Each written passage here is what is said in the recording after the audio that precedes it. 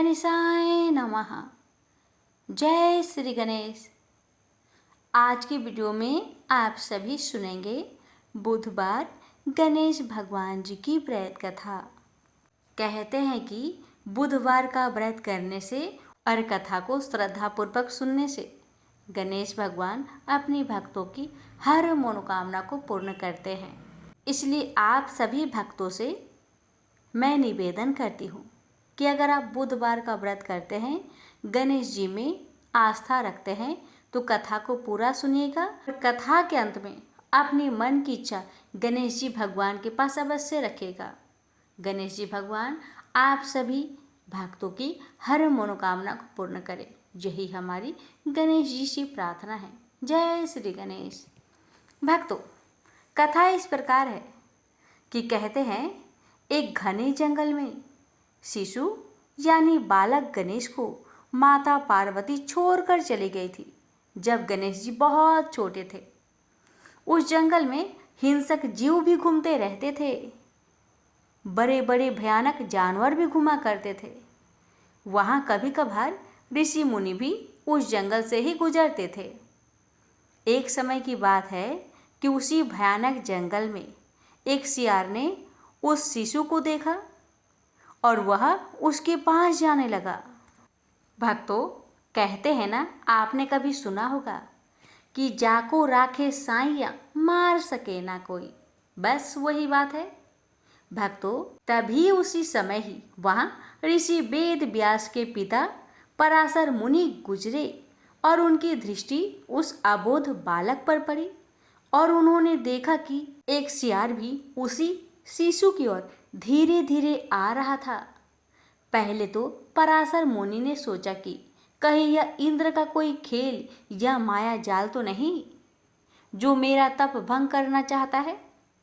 यही सोचते हुए महर्षि पराशर तेजी से उस शिशु की ओर बढ़े और पराशर ऋषि को आगे बढ़ते देख सियार वहीं पर रुक गया और धीरे धीरे करके वह जंगल में जाकर गुम हो गया। महर्षि पराशर ने उस बालक को ध्यान से देखा। उस बालक की 4 भुजाएं थी, रक्तवर्ण और गज बदन था, सुंदर वस्त्र पहन रखे थे। तब उन्होंने उसके छोटे छोटे चरणों को देखा तो उस पर ध्वज, अंकुश और कमल की रेखाएं स्पष्ट नजर आ रही थी। भक्तों, यह देखकर महर्षि के शरीर में रोमांच हो आया और वे समझ गए कि यह कोई साधारण बालक तो नहीं हो सकता, बल्कि ये तो स्वयं भगवान थे। तब उन्होंने शिशु के चरणों में अपना मस्तक रख दिया और वे खुद को भाग्यशाली समझने लगे। वे उस शिशु को लेकर अपने आश्रम में चल पड़े। भक्तों, जब पराशर ऋषि की पत्नी वत्सला ने जब महर्षि के हाथों में एक नन्हे बालक को देखा तो पूछा, यह आपको कहाँ से मिला? तो महर्षि ने कहा कि यह जंगल के एक सरोवर के तट पर पड़ा था। लगता है कि कोई क्रूर हृदय अभागा इसे वहाँ छोड़ गया है। वत्सला शिशु को देखकर बड़े प्रसन्न हुई। तब पराशर ने अपनी पत्नी को समझाया कि यह साक्षात त्रिलोकीनाथ है, यह हमारा उद्धार करने के लिए आए हैं। यह वचन सुनकर वत्सला रोमांचित हो गई। दोनों ने मिलकर गणेश जी का लालन पालन किया। प्रेम से बोलिए गणेश भगवान जी की जय। एक बार एक नगर में एक मालिन रहती थी। उसके पति चल बसे थे। उसका एक 4 साल का पुत्र था। उसकी सास कठोर हृदय की स्त्री थी। वह बहू को बहुत तकलीफ देती थी। एक दिन सास ने बहू और पोते को घर से निकाल दिया। वे दोनों रोते हुए चलते चलते एक जंगल में जा पहुंचे। वहां एक बड़े पेड़ के नीचे बैठ गए। वहां से थोड़ी दूर पर एक गणेश जी का मंदिर था। वहां बहुत लोग गणेश जी के दर्शन करने आते थे। दर्शन करके गणेश जी को प्रसाद चढ़ाते, फिर वह प्रसाद सबको बांट देते थे। इस प्रसाद से माँ बेटे का गुजारा होने लगा। दोनों गणेश जी की पूजा पाठ में लग गए। एक दिन उन्होंने सोचा क्यों ना हम भी जंगल से फूल लाकर बेचें। वे रोज जंगल से फूल लाकर उसकी माला बनाकर बेचने लगे। साथ में पूजा की सामग्री और प्रसाद भी बेचने लगे। इससे उनको आमदनी होने लगी। गणेश जी की कृपा से आमदनी बढ़ने लगी। जल्दी ही उन्होंने एक मकान और एक दुकान बना लिया। एक राजा की लड़की मंदिर में रोज पूजा करने आती थी। मालिन के बेटे को देखकर राजकुमारी उस पर मोहित हो गई और उससे विवाह करने की सोचने लगी। उसने अपनी भाभी से अपने मन की बात कही। भाभी अनुभवी थी। उसने कहा, ये तो मालिन का बेटा है और तुम एक राजा की बेटी हो। यदि तुमने उससे विवाह किया तो तुम्हारी बहुत बेइज्जती होगी। पर राजकुमारी अपनी बात पर अड़ी रही। उसने कहा, मैंने तो प्रतिज्ञा कर ली है कि उसी से विवाह करूंगी। भाभी ने घर जाकर सारी बात राजा को बता दी। राजा ने मना नहीं किया और विवाह के लिए तैयार हो गए। उन्होंने बड़े धूमधाम से बेटी का विवाह मालिन के बेटे के साथ कर दिया। मालिन ने सबसे पहले बेटे बहू को गणेश जी की मंदिर में ले जाकर पूजा पाठ करवाया और गणेश जी का आशीर्वाद दिलवाया। इसके बाद पूरे नगर में यह बात फैल गई कि गणेश जी की पूजा करने से सब दुख कष्ट दूर हो जाते हैं। यह बात सुनते ही नगर के सभी लोग मंदिर आने लगे। मालिन और उसके बेटे की बिक्री और बढ़ गई। उधर उसकी सास के बुरे दिन आ गए। अन्नदाता उससे रूठ गई और वह भूखे मरने लगी। एक दिन वह रोती धोती उसी गणेश जी के मंदिर में आ पहुंची। वह मालिन के बेटे से बोली, मैं भूखी हूँ, मुझे रोटी कपड़ा दे देना, इसके बदले मैं तुम्हारे सारे काम कर दूंगी। लड़के को दया आ गई और उसे काम पर रख लिया। उसने अपनी दादी को नहीं पहचाना। जब मालिन घर आई तो उसने सास को पहचान लिया। वह सास से बोली, सासू जी आप यहाँ कैसे? सास ने पोते की तरफ इशारा करके कहा, मेरी इस सेठ के यहाँ नौकरी लग गई है। बहू बोली, यह आपका पोता है और यह घर भी आपका ही है, यह दुकान भी आपका ही है। जब आपने हमें घर से निकाला तब गणेश जी ने हमारी रक्षा की। बहू की बात सुनकर सास बोली, मेरी करनी मैंने भोग ली। बहू बोली, सासू जी अब आप हमारे यहाँ रहो और पोते का सुख देखो। हे गणेश जी महाराज, जैसा सुख आपने मालिन को दिया वैसा ही सुख सबको देना। प्रेम से बोलिए गणेश भगवान की जय। समतापुर नगर में मधुसूदन नाम का एक धनी व्यक्ति रहता था। मधुसूदन का विवाह 1 मास पहले ही बलरामपुर नगर की सुंदर लड़की जिसका नाम था संगीता, उसी से हुआ था। शादी के कुछ दिन बाद ही संगीता की माता की तबीयत खराब हो जाती है। इसलिए संगीता अपने माता के घर चली जाती है और वहीं पर कुछ दिन रुक जाती है और इधर मधुसूदन अकेला ही रहता है।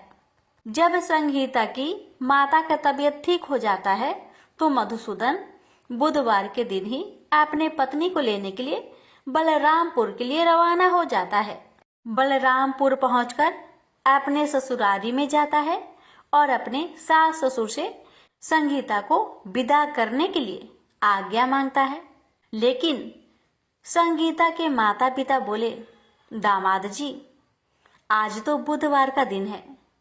बुधवार के दिन बेटी की विदाई और कोई भी शुभ कार्य के लिए यात्रा नहीं करना चाहिए। लेकिन मधुसूदन अपने सास ससुर की एक ही बात नहीं माना और जिद पर अड़ गया कि मैं आज ही संगीता को लेकर जाऊंगा और कुछ भी नहीं होगा, आप खुशी खुशी विदा कर दीजिए। अब अपने दामाद के जिद के आगे संगीता के माता पिता हार मान लेते हैं और अपनी बेटिया को विदा कर देते हैं।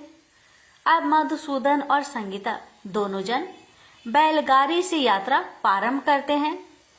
2 कोस की यात्रा के बाद ही उसकी गाड़ी का एक पहिया टूट गया। वहां से दोनों पैदल ही यात्रा करना शुरू कर देते हैं। और पैदल चलते चलते बेचारी संगीता तो थक जाती है और उसे जोर से प्यास लग जाती है।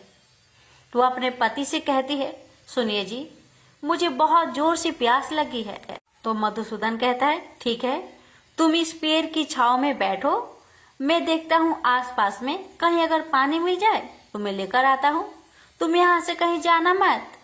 इतना कहकर मधुसूदन पानी ढूंढने के लिए चल दिया।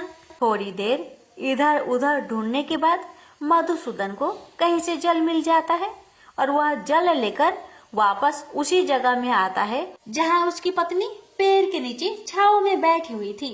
मगर ये क्या, वह बहुत हैरान हो जाता है क्योंकि उसकी पत्नी के पास उसी की शक्ल का एक आदमी बैठा हुआ था और संगीता उस आदमी की दी हुई पानी को पी रही थी। ये देखकर मधुसूदन चौंक गया। जब संगीता का नजर दूसरे मधुसूदन पर पड़ा तो बेचारी वो भी हैरान रह गई और दोनों में से असली मधुसूदन कौन है बेचारी अंतर न कर पाई। अब मधुसूदन को बहुत क्रोध आया और क्रोध में उसने उस व्यक्ति से पूछा, तुम कौन हो और मेरी पत्नी के पास क्यों बैठे हो? मधुसूदन की बात सुनकर उस व्यक्ति ने कहा, अरे भाई, यह मेरी पत्नी संगीता है, मैं अपनी पत्नी को ससुराल से विदा कराकर लाया हूँ, लेकिन तुम कौन हो जो मुझसे ऐसे प्रश्न कर रहे हो? उस व्यक्ति की बातें सुनकर मधुसूदन भड़क उठा और कहने लगा कि तुम जरूर कोई चोर या ठग हो। यह मेरी पत्नी संगीता है, मैं इसे पेड़ के नीचे बैठाकर जल की खोज में गया था। इस पर उस व्यक्ति ने कहा, अरे भाई, झूठ तो तुम बोल रहे हो, संगीता को प्यास लगने पर जल लेने मैं गया था, मैंने तो जल लाकर अपनी पत्नी को पिला भी दिया। अब तुम चुपचाप यहाँ से चलते बनो, नहीं तो किसी सिपाही को बुलाकर तुम्हें पकड़वा दूंगा। दोनों एक दूसरे से लड़ने लगे। उन्हें लड़ते देख बहुत से लोग वहां इकट्ठे हो गए।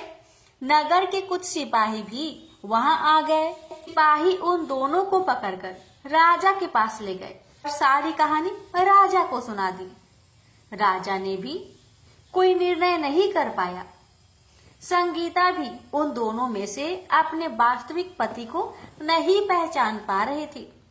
राजा ने दोनों को ही कारागार में डाल देने के लिए कहा। राजा के इस फैसले पर असली मधुसूदन भयभीत हो गया। तभी आकाशवाणी हुई, मधुसूदन, तूने संगीता के माता पिता की बात नहीं मानी और बुधवार के दिन अपनी पत्नी को ससुराल से ले आया। यह सब भगवान बुद्ध देव के प्रकोप से हो रहा है। भविष्यवाणी सुनकर मधुसूदन बहुत डर गया और हाथ जोड़कर बुद्ध देव से क्षमा प्रार्थना करने लगा कि हे बुद्ध देव, हे भगवान, मुझसे बहुत बड़ी गलती हो गई कि मैंने अपने सास ससुर की बातें न मानी। उसका सजा मुझे मिल चुका है। हे भगवान, कृपा करके मुझे क्षमा कर दीजिए। मैं आगे से ऐसी गलती कभी नहीं करूंगा। मुझे माफ कर दीजिए। मैं भविष्य में आप कभी भी बुधवार के दिन यात्रा नहीं करूंगा और सदैव बुधवार को आपका व्रत किया करूंगा और कथा सुना करूंगा।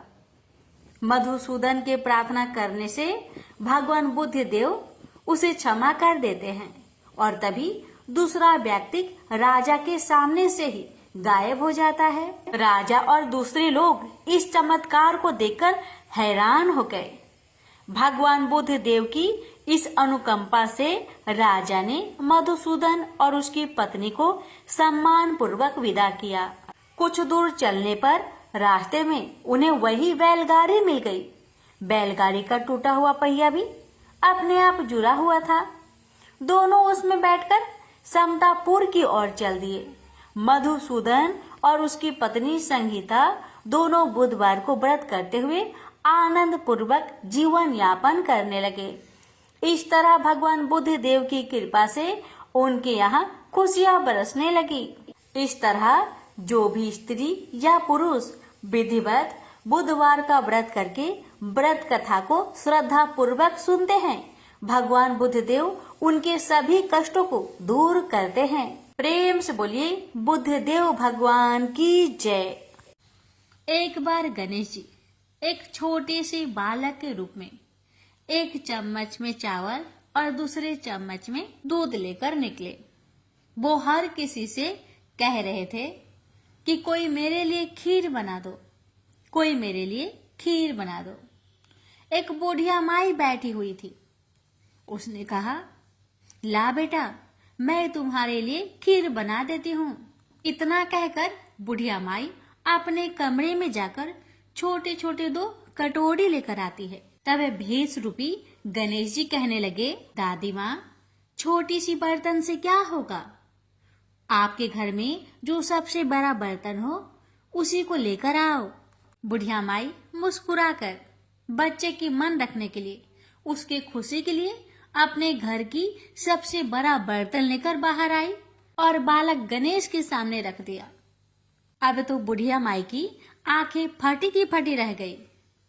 वह जो थोड़े से चावल थे, 1 चम्मच चावल उस बर्तन में डालते ही बर्तन चावल से भर गया और दूसरे बर्तन में 1 चम्मच का दूध डालने से ही बर्तन दूध से भर गया।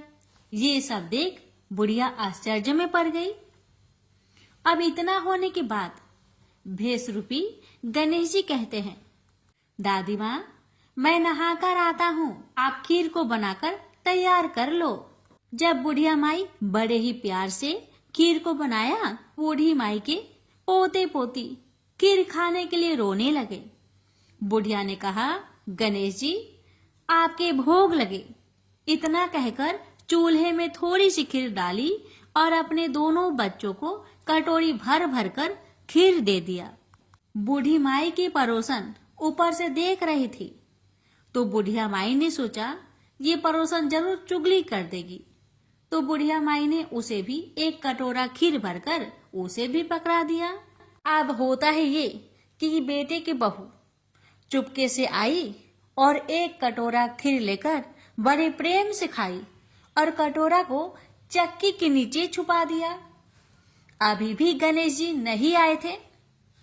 बुढ़िया माई को भी भूख लग रही थी। बेचारे वो भी 1 कटोरा खीर भरकर किवाड़ के पीछे बैठकर एक बार फिर कहा, हे गणेश जी, आपको भोग लगे, ऐसा कहकर खाना शुरू कर दिया। तभी गणेश जी आ गए। तो बुढ़िया माई कहने लगी, आजा रे गणेशिया, खीर खा लो, मैं आपके ही राह देख रही थी। गणेश जी ने कहा, दादी माँ, मैंने खीर पहले ही खा ली है। तो बुढ़िया माई ने कहा, कब खाई? गणेश जी कहने लगे, जब आपके पोते पोती ने खीर खाई तब मैंने खाई थी, जब आपकी पड़ोसन ने खाई थी तब भी मैंने खाई थी, और जब बूढ़ी माँ आपकी बहू ने खाई तब भी मैंने खाई थी, और अब जब आप खा रही हो तो मेरा पेट पूरी तरह से भर गया है। तो बुढ़िया माई कहने लगी, बेटा, तुम्हारी सब बात सच है, पर मैं कैसे मानूं कि मेरी बहू ने खीर खाई? बेचारी सुबह से काम में लगी रही है, तो फिर उसने कब खाई? गणेश जी ने कहा, टक्की के नीचे जाकर देख, जूठा कटोरा पड़ा है जो तेरी बहू ने खाकर छुपा के रखी है, और तूने तो मेरे लिए भोग भी लगाया था और तुम्हारी बहू ने वैसे ही खा गई।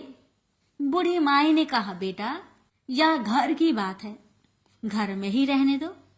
अब बताओ कि बची हुई खीर का मैं क्या करूं? 20 रूपी गणेश जी ने कहा, नगरी जिमा दो। बुढ़िया ने पूरी नगरी जिमा दी, लेकिन फिर भी गणेश जी की कृपा से खीर पूरा की पूरा भरा ही था। राजा को पता लगा कि बुढ़िया के पास जादुई बर्तन है, तो राजा ने बुढ़िया माई को महल में बुलवाया और कहा, क्यों रे बुढ़िया, यह खीर वाली बर्तन तुम्हारे घर में शोभा नहीं देता है, ये तो हमारे महल में शोभा देगा। तो बुढ़िया ने कहा, राजा जी, अगर आपको खीर का बर्तन लेना है तो ले लो। अब तो राजा लालच में पड़कर बुढ़िया माई के खीर के बर्तन को मंगवा लिया। खीर के बर्तन महल में लाते ही कीड़े मकोड़े बिच्छू कचले हो गए और खीर से दुर्गंध आने लगी। यह देखकर राजा ने बुढ़िया से कहा कि हे बुढ़िया, क्या तुम जादू टोना जानती हो? ये खीर के बर्तन महल में आते ही कीड़े मकोड़े बिच्छू में बदल गए, ऐसा क्यों? मुझे बताओ। पहले तुम अपने खीर के बर्तन वापस ले लो, फिर मुझे सारी कहानी बताओ। राजा ने जैसे ही वह खीर वाली बर्तन बुढ़िया माई को दिया, वैसे ही बूढ़ी माई के हाथों से लगते ही वह खीर फिर से सुगंधित खीरों में बदल गया। ये देखकर राजा बड़े आश्चर्य में पड़ गया और बूढ़ी माई से कहने लगा, हे बुढ़िया माई, कृपा करके बताओ ऐसा चमत्कार कैसे? तो बुढ़िया माई ने कहा, हे महाराज, ये बर्तन मुझे गणेश जी ने दिया है और उन्हीं की कृपा से ये खीर के बर्तन खाली नहीं पड़ती। सारी कहानी बताकर बुढ़िया माई राजा से विदा लेकर अपने घर को चली आती है और गणेश जी से कहती है, हे गणेश जी, बची हुई खीर का मैं क्या करूं? गणेश जी ने कहा कि झोपड़ी की कोने कोने में खरा खोदकर गाड़ दो, उसी जगह सुबह उठकर वापस खोदेगी तो धन के 2 चारे मिलेंगे। ऐसा कहकर गणेश जी अंतर्ध्यान हो गए और जाते समय भगवान झोपड़ी को लात मारते हुए गए तो झोपड़ी के स्थान पर महल हो गया। सुबह बहू ने फावड़ा लेकर पूरे घर को खोद दिया, लेकिन कुछ भी नहीं मिला। तो बहू कहने लगी, सासू जी, आपके गणेश जी झूठे हैं। तो सास ने कहा, बहू, मेरे गणेश झूठो नहीं है, ला मैं देखूं। वह सुई लेकर खोजने लगी तो टन टन कर 2 धन के चारे निकल आए। बहू ने कहा, सासू जी, आपके गणेश तो साचो ही हैं। सास ने कहा, गणेश जी तो भावनाओं के भूखे हैं। यह गणेश जी जैसे आपने बुढ़िया माई को दिया, वैसे सबको देना। विनायक जी की कहानी कहने वाले, हुक्कार भरने वाले और आसपास के सुनने वाले सबको देना। प्रेम से बोलिए, जय श्री गणेश। पौराणिक कथा के अनुसार एक समय की बात है कि भगवान विष्णु का विवाह माता लक्ष्मी जी के साथ निश्चित हुआ। विवाह की सभी तैयारी होने लगी। सभी देवी देवताओं को निमंत्रण भेजे गए, लेकिन भूलवश गणेश जी को निमंत्रण देना रह गया था। इधर भगवान विष्णु की बारात जाने का समय आ चुका था।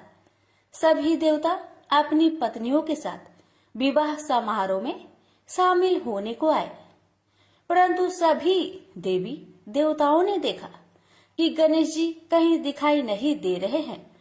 तब उन सभी ने आपस में चर्चा की, क्या गणेश जी को नहीं न्योता दिया गया या गणेश जी ही नहीं आए हैं। सभी को इस बात पर बहुत आश्चर्य हुआ। इस बात पर उन सभी ने विष्णु भगवान से ही इसका कारण पूछा। विष्णु भगवान से पूछने पर उन्होंने कहा कि हमने गणेश जी के पिता भोलेनाथ, महादेव और माता पार्वती को न्योता भेजा था। यदि गणेश जी अपने पिता के साथ आना चाहते तो आ जाते, अलग से उन्हें न्योता देने की कोई आवश्यकता भी नहीं थी। दूसरी बात यह है, उनको खाने में 1.25 मन मूंग, 1.25 मन चावल, 1.25 मन घी और 1.25 मन लड्डू का भोजन चाहिए। यदि गणेश जी नहीं आएंगे तो कोई बात नहीं, दूसरे के घर जाकर इतना सारा खाना पीना अच्छा भी नहीं लगता। इतना वार्ता कर ही रहे थे कि किसी एक ने सुझाव दिया, यदि गणेश जी आते तो उनको द्वारपाल बनाकर बैठा सकते थे कि आप घर की याद रखना। आप तो चूहे पर बैठकर धीरे धीरे चलोगे तो बारात में बहुत पीछे रह जाओगे। यह सुझाव सबको पसंद आ गया, तो फिर विष्णु भगवान ने भी अपनी सहमति दे दी। तब गणेश जी को निमंत्रण देकर आमंत्रित किया और उनको समझा बुझाकर घर की रखवाली करने को बैठा दिया गया। बारात चल दी। तब नारद जी ने देखा कि गणेश जी तो दरवाजे पर ही बैठे हुए हैं, तो वे गणेश जी के पास गए और रुकने का कारण पूछा। गणेश जी कहने लगे कि विष्णु भगवान ने मेरा बहुत अपमान किया है। नारद जी ने कहा कि आप अपनी मूषक सेना आगे भेज दो तो वह रास्ता खोद देगी, जिससे उनके वाहन धरती में धंस जाएंगे। तब आपको सम्मान पूर्वक बुलाना पड़ेगा। अब तो गणेश जी ने अपनी मूषक सेना को आदेश दिया, जाओ, और सेना ने जमीन पोली कर दी। जब बारात वहां से निकली तो रथों के पहिए धरती में धंसने लगी। आप कोशिश की परंतु पहिए नहीं निकले। सभी ने अपने अपने उपाय किए परंतु पहिए तो नहीं निकले, बल्कि जगह जगह से टूटने लगे। किसी को समझ में नहीं आ रहा था कि अब क्या किया जाए। तब तो नारद जी ने आकर कहा, आप लोगों ने गणेश जी का अपमान किया, जिस कारण यह विघ्न आ रहे हैं। यदि उन्हें मनाकर लाया जाए तो आपका कार्य सिद्ध हो सकता है और यह संकट टल सकता है। शंकर भगवान ने अपने दूत नंदी को भेजा और वे गणेश जी को लेकर आए। गणेश जी का आदर सम्मान के साथ पूजन किया गया। फिर रथ के पहिए निकलने लगे और यह संकट टल गया। अब रथ के पहिए निकल तो गए परंतु वे टूट फूट गए थे, तो उन्हें सुधारे कौन। पास के खेत में एक खाती काम कर रहा था। उसे बुलाया गया। खाती अपना कार्य करने से पहले श्री गणेशाय नमः कहकर गणेश जी की वंदना मन ही मन करने लगा। देखते ही देखते खाती ने सभी पहियों को ठीक कर दिया। तब खाती कहने लगा कि हे देवताओं, आपने सर्वप्रथम गणेश जी को नहीं मनाया होगा और न ही उनकी पूजन की होगी, इसलिए तो आपके साथ यह संकट आया है। मैं तो मूर्ख अज्ञानी हूँ, फिर भी पहले गणेश जी को पूजते हैं, उनका ध्यान करते हैं। आप लोग तो देवगण हैं, फिर भी आप गणेश जी को कैसे भूल गए। अब आप लोग भगवान श्री गणेश जी की जय बोलकर जाए तो आपके सब काम बन जाएंगे और कोई संकट भी नहीं आएगा। ऐसा कहते हुए बारात वहां से चल दी और विष्णु भगवान का लक्ष्मी जी के साथ विवाह संपन्न करा के सभी सकुशल घर लौट आए। हे गणेश जी महाराज, आपने विष्णु को जैसा कारज सरियो ऐसा कारज सबको सिद्ध करिजो। बोलिए गजानन भगवान की जय। एक गांव था जिसमें एक सेठ जी अपने परिवार के साथ रहते थे।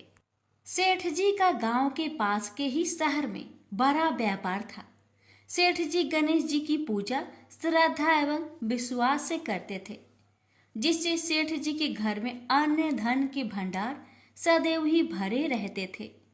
उनके जीवन में किसी भी प्रकार की कोई कमी नहीं थी। नित्य प्रतिदिन नियम अनुसार रोज वो नदी पर नहाने जाते और आकर गणेश जी का पूजन करते, उन्हें भोग लगाते और फिर स्वयं भोजन करते थे। यह बात सेठानी जी को अच्छी नहीं लगती थी। वो धार्मिक नहीं थी और ईश्वर में इतना विश्वास नहीं रखती थी। एक बार सेठानी जी ने सोचा कि यह इतना गणेश जी को मानते हैं, गणेश जी की पूजा करते हैं, इससे होता क्या है।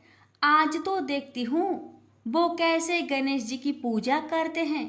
अगले दिन जब सेठ जी नदी पर नहाने जाते हैं तो सेठानी जी गणेश जी की मूर्ति को उठाकर मूर्ति को कपड़े से ढककर बगीचे में जमीन में दबा देती है। जब सेठ जी नदी पर से नहाकर घर आते हैं और देखते हैं कि गणेश जी की मूर्ति तो मंदिर में नहीं है, तो वो सेठानी से पूछते हैं, गणेश जी की मूर्ति मंदिर में नहीं है, कहाँ गई? तो सेठानी जी बोलती है, मुझे नहीं मालूम, मूर्ति को घर में बहुत ढूंढाते हैं।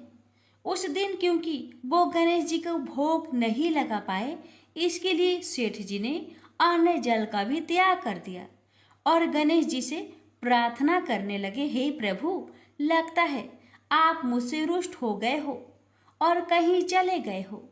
आप अपनी कृपा दृष्टि मुझ पर बरसाइए। ये प्रभु, मुझे दर्शन दीजिए। सेठ जी ने मन ही मन सोचा कि आपसे जब तक आप मुझे मिल नहीं जाते, मुझे दर्शन नहीं दे देते, तब तक मैं अन्न जल का त्याग करता हूँ। उस दिन पूरा निकल गया। रात्रि में सेठ जी की भक्ति से प्रसन्न होकर गणेश जी भगवान ने सपने में गणेश जी भगवान एक छोटे से चूहे के साथ खेल रहे होते हैं और चूहे को खाने को लड्डू देते हैं।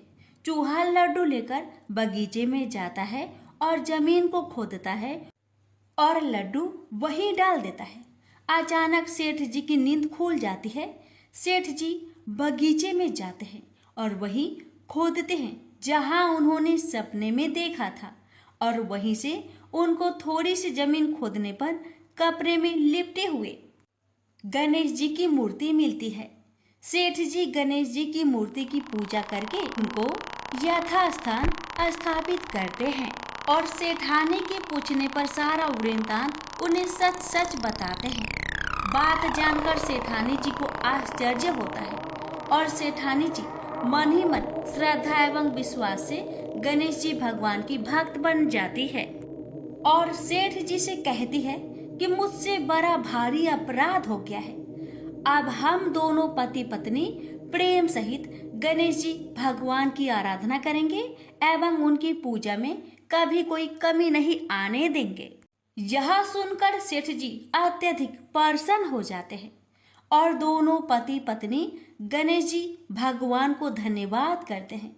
जय बोलो गणेश जी भगवान की जय हो, सदा ही जय हो। प्रभु अपनी अनुकंपा सेठ सेठानी के समान ही हम सभी पर बनाए रखना। कहानी सुनने वालों की सभी मनोकामनाएं पूर्ण करना।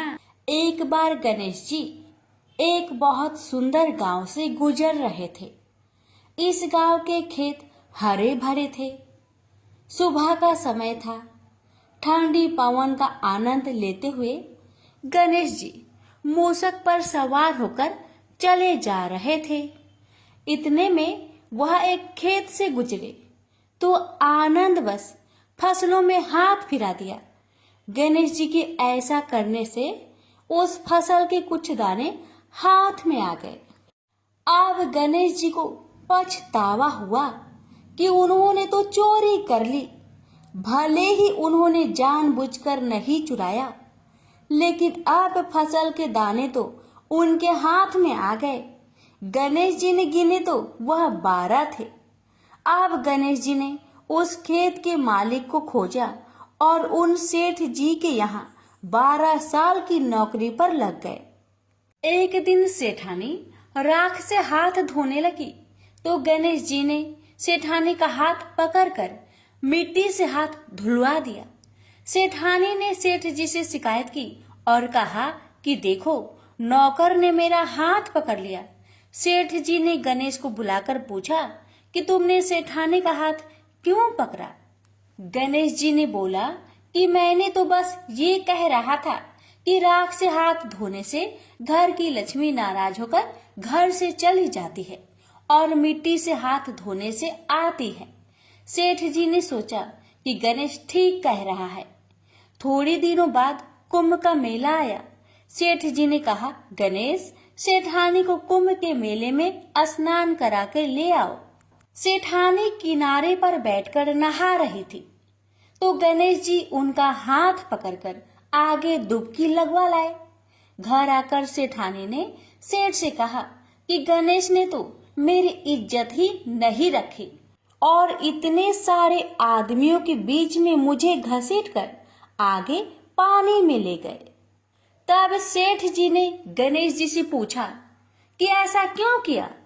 तो गणेश जी ने कहा कि सेठानी किनारे बैठकर गंदे पानी से नहा रही थी तो मैं आगे अच्छे पानी में डुबकी लगवा कर ले आया। इससे अगले जन्म में बहुत बड़े राजा और राजपाट मिलेगा। सेठ जी ने सोचा कि गणेश ठीक कह रहा है। एक दिन घर में पूजा पाठ हो रही थी, हवन हो रहा था। सेठ जी ने गणेश को कहा कि जाओ सेठानी को बुलाकर ले आओ। गणेश सेठानी को बुलाने गए तो सेठानी काली चुनरी ओढ़कर चलने लगी तो गणेश जी ने काली चुनरी फाड़ दी और कहा कि लाल चुनरी ओढ़ के चलो। सेठानी नाराज होकर सो गई। सेठ जी ने आकर पूछा क्या बात है, तो सेठानी बोली कि गणेश ने मेरी चुनरी फाड़ दी। सेठ जी ने गणेश को बुलाकर बहुत डांटा, तो गणेश जी ने कहा पूजा पाठ में काला वस्त्र नहीं पहनते हैं, इसलिए मैंने लाल वस्त्र के लिए कहा। काला वस्त्र पहनने से कोई भी शुभ काम सफल नहीं होता है। फिर सेठ जी ने सोचा कि गणेश है तो समझदार। एक दिन सेठ जी पूजा करने लगे तो पंडित जी ने बोला कि वो गणेश जी की मूर्ति लाना भूल गए, अब क्या करें। तो गणेश जी ने बोला कि मेरे को ही मूर्ति बनाकर विराजमान कर लो, आपके सारे काम सफल हो जाएंगे। यह बात सुनकर सेठ जी को भी बहुत गुस्सा आया और वे बोले कि तुम तो अब तक सेठानी से ही मजाक करते थे, मेरे से भी करने लगे। तो गणेश जी ने कहा मैं मजाक नहीं कर रहा हूँ, मैं सच बात कह रहा हूँ। इतने में ही गणेश जी ने गणेश जी का रूप धारण कर लिया और सेठ और सेठानी ने ही गणेश जी की पूजा की। पूजा खत्म होते ही गणेश जी अंतर ध्यान हो गए। सेठ सेठानी को बहुत धोखा हुआ और उन्होंने कहा कि हमारे पास तो गणेश जी रहते थे और हमने उनसे इतना काम करवाया। तो गणेश जी ने सपने में आकर सेठ जी को कहा कि आपके खेत में से मैंने 12 अनाज के दाने तोड़ लिए थे, उसी का दोष उतारने के लिए मैंने आपके यहाँ काम किया था। सेठ जी की करोड़ों की माया हो गई। हे गणेश जी महाराज, जैसा सेठानी को दिया वैसा सबको देना, कहते को सुनते को और सारे परिवार को दे देना। जय श्री गणेश जी।